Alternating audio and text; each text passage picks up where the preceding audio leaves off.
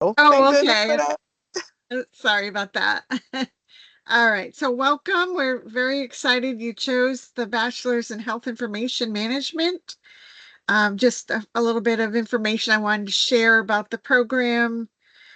This is the team. We have two faculty for the undergraduate program, and then we also offer a master's in HIM. So we have two full-time faculty for that program.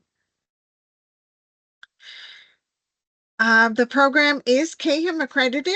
It became CAHIM accredited in 2019. The program does have a required internship. So at some point you will hear from a career advisor around that requirement. You hopefully have seen the program pathway. There are core courses that make up the program, ranging from the Gateway course, HIM 200, where you'll get to use an electronic health record, and then you'll get into your coding courses, as well as some other data courses.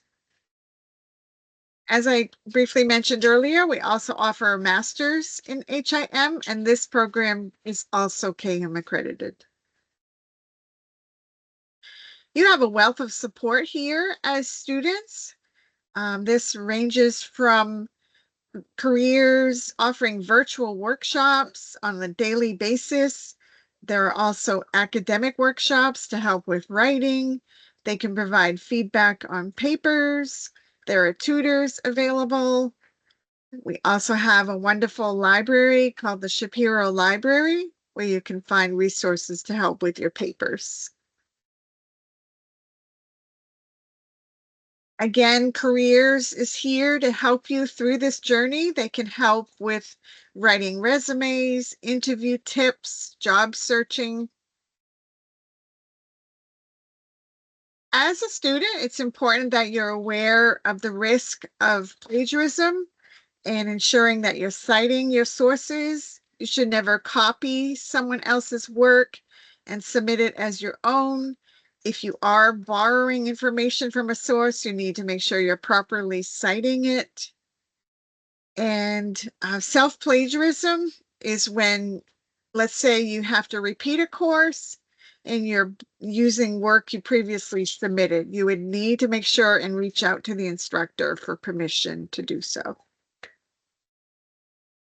There are lots of resources available to you, and these are available in your Brightspace course. There is a tab for academic support. You can find things like the academic honesty policy, how to cite sources, the Purdue Online Writing Center, for example. And also watch announcements in your course. Instructors will often provide templates or helpful tips on how to write your papers or complete assignments. Again, the library, make sure you bookmark this. There are all kinds of magazines, journals, articles, books available to you to help with doing your research. As a student in the bachelor's program, when you graduate, you will be eligible to sit for the certification exam called the RHIA, Registered Health Information Administrator exam. This is administered by AHIMA, and you can see a little bit of information on the screen, the passing score. Once you submit your application, there's a 4-month period where you wait to get your test date.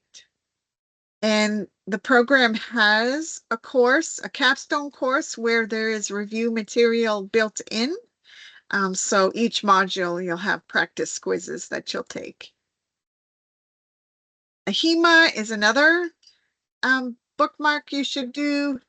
They have a career map. This is very helpful if you're not quite sure where you want to specialize in HIM. You can click on any of these areas, for example, data analytics. You'd be able to click on this and see what education or experience is required, what the salary range is, etc. So I highly recommend you visit the AHIMA website. And also, it's never too early to start networking. A good way to do this is signing up joining your state HIM association. Each state has a component association where you can join as a student. You can start to network with other HIM professionals, other students. They offer annual workshops, so you can attend those as well. Quickly, some success tips. I always recommend dedicating time each week specifically to your coursework. I'm not waiting till Sunday night to make sure that you have adequate time. And if you have questions, you can reach out to your instructor and give them time to respond as well. Communicate early on in your course if you do encounter any barriers to completing your work on time. Reach out to your instructor or advisor with any concerns. And as long as you've reached out early, the instructor should be able to work with you. Some of the courses have templates that will walk you through the assignment and what's required. So these are helpful to you. They're like a guide. Again, plagiarism, just be vigilant about this, making sure you're paraphrasing appropriately. And always be respectful of peers and faculty because everyone deserves a safe space to learn. And we're all here to learn from each other. And like I did when I was completing my education, my master's, and then my doctorate, I formed a network of family and friends. Everyone knew what I was working on, what my goals were.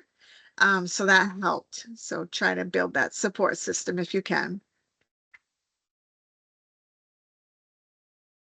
In Brightspace, you probably are in a course now, so hopefully you found where you go to find your assignments. But there is a tab under course menu where you would pull up your assignments. And then you would see all of the assignments that are due in the term. And you would click on a link to open up and find the details and where to submit. Submitting assignments, you upload them. There's a button within the assignment tab. You hit submit, and then it turns in the assignment. I believe you get a notification that it's been submitted, but I'm not 100% positive. All of the assignments have built-in rubrics. It's important for you to look at these rubrics to see exactly what's expected of you. It tells you what you need to do to get a proficient grade, and it breaks down all of the different things you need to include in your assignments. Each criterion would have a maximum allocation of points, so you can look at that by pulling up the rubrics.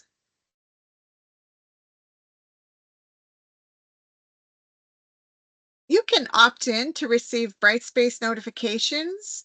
This way you would never miss a course announcement or a grade that's been submitted.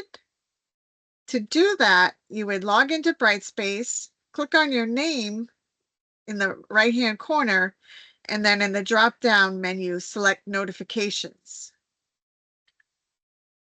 Next, you tell the system where you want the notifications to go. Do you want them to your SNU email or an alternate email? And then you decide how often. You want it every day, every couple days, and then you just hit save to save that. That is my presentation. Now I can open up the floor if anyone has any questions. It's great to have you here this afternoon. Hi, I have a question. Yes. My name is Lillian. For the internship, can you use your employment as a internship or no? You can if you've been employed there 30 days or more, but Okay.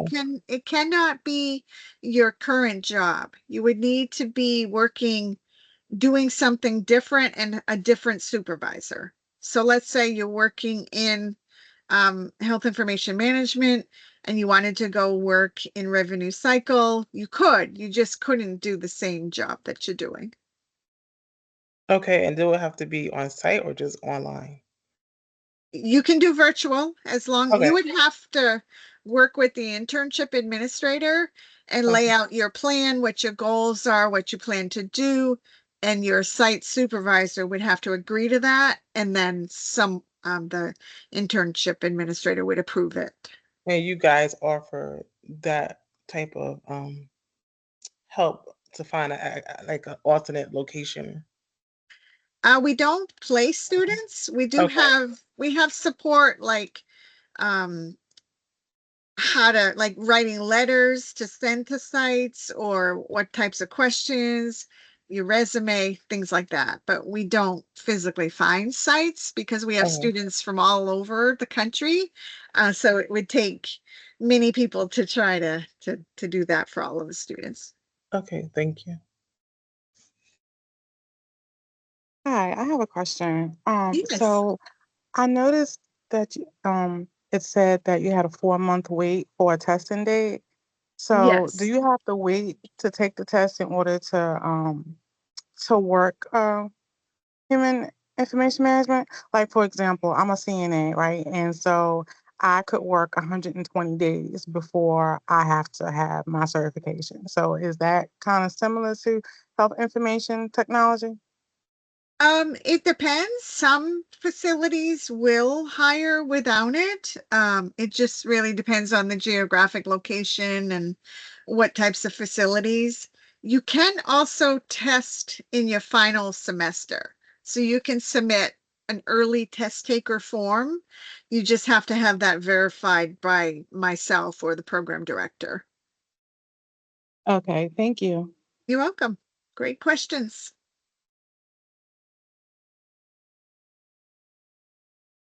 Any other questions? And again, apologies, I was late. I have a question. Yes. As far as the internship goes, where do we find like the requirements and say what exactly it is that we have to do for this internship? Okay. Yeah, your advisor should be able to help you. They will work with you leading up to when you have to do your internship, but they should have material to help you with that. Okay, so just reach out to advising. Yes. Okay, thank you. And the minimum number of hours you need to do is 40. Yeah, I saw that. I also work in health information right now, and Oh, okay. so would it have to be like a specific department or just different from my job duties? It's just different from your job duties. Okay, and a different supervisor. Okay, perfect. Yes. Yeah. Thank you.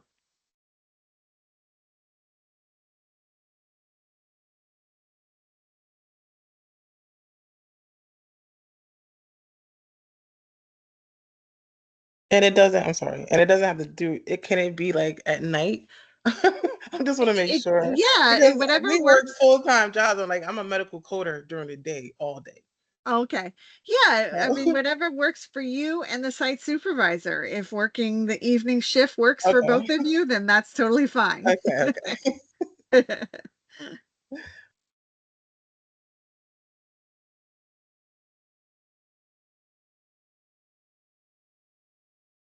And I will drop my email in the chat as well. Let's see. Thank you. So if you have further questions or if you want to schedule one-on-one time, we can do that as well. Okay, thank you.